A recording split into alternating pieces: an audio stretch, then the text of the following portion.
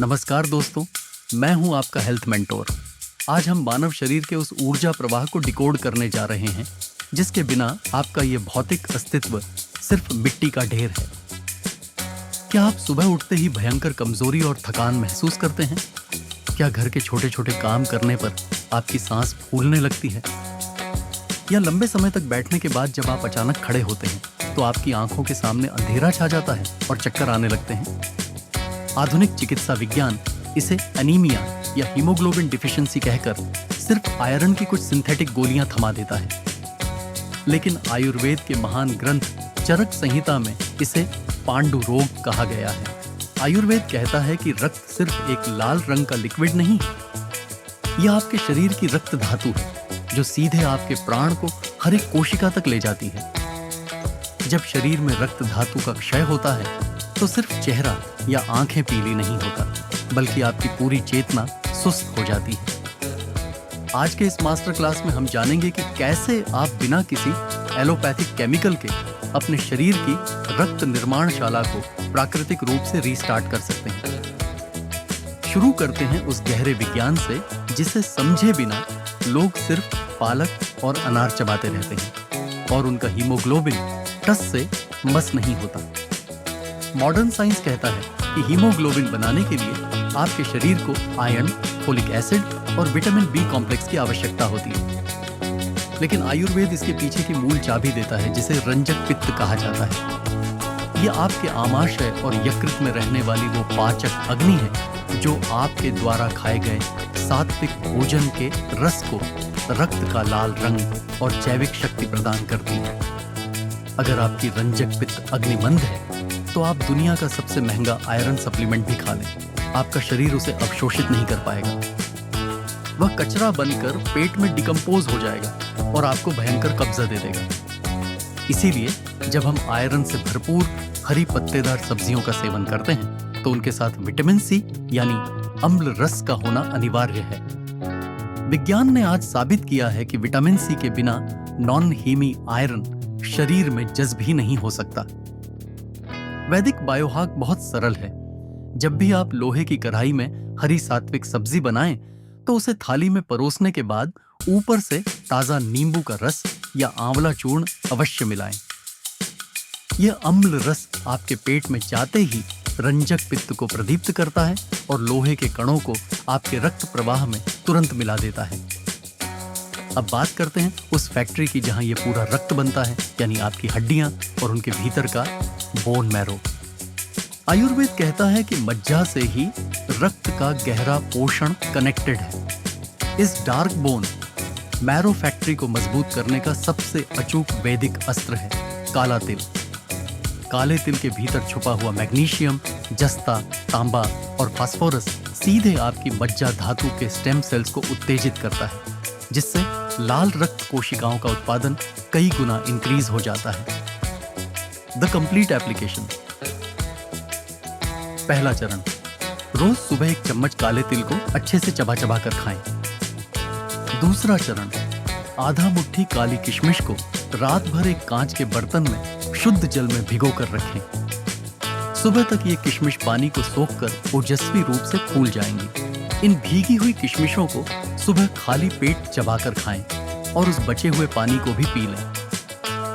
किशमिश के भीतर का प्राकृतिक आयरन और फ्रुक्टोज सीधे आपके यकृत को ऊर्जा देता है। यदि आपकी पाचन शक्ति उत्तम है तो आप इन भीगी हुई किशमिशों को ताजा देसी गाय के गुनगुने दूध में मिलाकर थोड़े से जैविक गुद्ध के साथ ले सकते हैं। यह आपके पूरे शरीर के रूखेपन को मिटाकर 7 दिनों के भीतर नया खून पैदा करने की शक्ति रखता है। इस मास्टर क्लास का सबसे गुप्त अध्याय है एक ऐसी मेडिसिनल हर्ब्स का विज्ञान जो भारत के ग्रामीण अंचलों में सदियों से पांडु रोग को रूट से मिटाने के लिए उपयोग की जा रही है।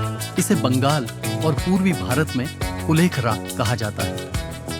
आधुनिक वनस्पति विज्ञान भी यह देखकर दंग है कि कुलेखरा के पत्तों का अर्क आपके शरीर में हीमोग्लोबिन के स्तर और टोटल आरबीसी काउंट को बिना किसी साइड इफेक्ट के तेजी से ऊपर उठाता है।